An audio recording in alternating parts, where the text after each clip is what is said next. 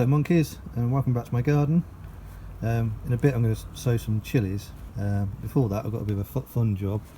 I've got some fairy lights put in the garden as a present from my girlfriend. I've already got a few. Well, I normally have a load strung around the fences. They tend to only last about 6 months before either the battery dies or a squirrel chews through the lead or something happens. These ones are just about working. Now we've got a bit of light. But this is a much bigger set than I've had before, and nice and multicoloured, so that's really fun. So I'm going to string that all the way around the fences. Yeah, bit of decoration, nice. So I'll show you what that looks like when it's charged. Nothing else different out here yet. It's still really cold. But yeah, I'm going to get some chilies propagating. Okay, so we're indoors. Let's crack on with trying to propagate some chilli seeds. So this is my heated propagator. Also just plugs in. Heating element at the bottom. And I've already done a couple. So these are just the kind of standard Apache chilli seeds. They're the most common ones that you get in shops or free with magazines. They're a very common variety. I've grown them before. They're just sort of little red ones. So the point of this is that chilli seeds need quite a high temperature before they'll germinate. So that's why I've got them in the heated propagator. They wouldn't get enough heat even on the windowsill in seedling corn at the moment. It's just not warm enough for long enough periods of the day, let alone outside where it's freezing cold and it's waterlogged again.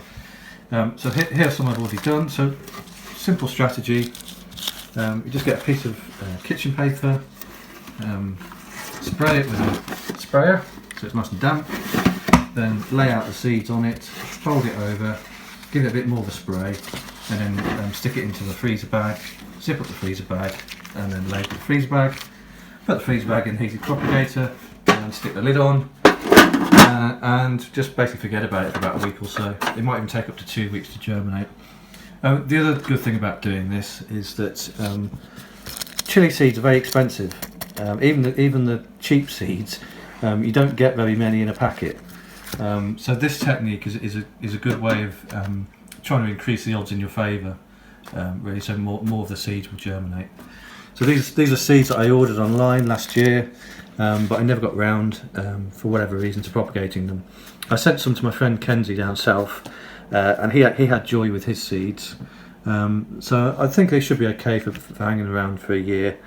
Ideally you'd have them fresh, but they're quite fun things to grow. As I think I said last year, if you go online, there's loads of companies that just specialise in chilli seeds, and you can get some really interesting stuff. You can get some ridiculously hot stuff if that's your bag. But yeah, so that's what I'm going to do now. I can't really do this with one hand, so I'm not going to demonstrate, but I'm sure you get the idea. Okay, and then in a week or so's time I'll have a look at these, and we'll see how they're going and what we're going to do next. We'll prick them out and then put them in some soil. One more thing to mention, even though they're in freezer bags and they're inside the propagator, the cotton paper, the kitchen paper, can still dry out a bit. It's not a completely hermetic seal. So if they're in there for more than say 5 or 6 days, then you might just want to open up the freezer bag and just spritz in a bit more water just to keep it nice and humid in there. It's the humidity and the heat that will make the seeds germinate. They need both. So this afternoon I'm just having a clear out of my shed, which you can see I've seen better days. Gaping holes in it. It's no longer watertight. I think maybe this summer I'm going to get rid of it and just have a storage box here instead. The other thing I need to do is something about this tree. This cherry tree has got far too big. The fruit's no good to eat, cuts light out the garden. It's slowly pushing this shed over.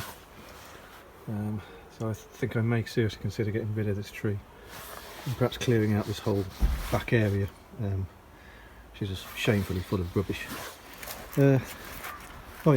Top tip: don't just randomly throw all of your crap in the shed at the end of the season. I've got to sort out all this fleece. Some of the hoops have come out of some of the tunnels. There's a poly one over there.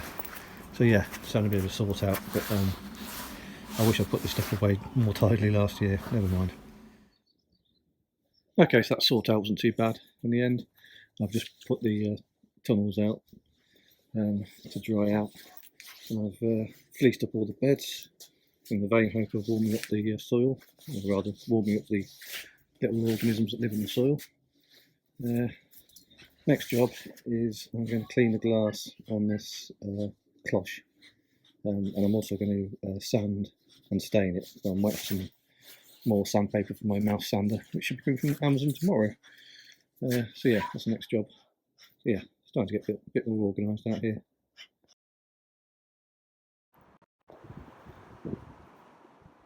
Well, I was getting organised out here, but over the last few days we just had continuous rain, really high winds. Everything's waterlogged again. I wish I could do something about the drainage in this garden. The coming week is looking a lot better, but yeah, it is wet and very unpleasant out here. Right, see you on the next one.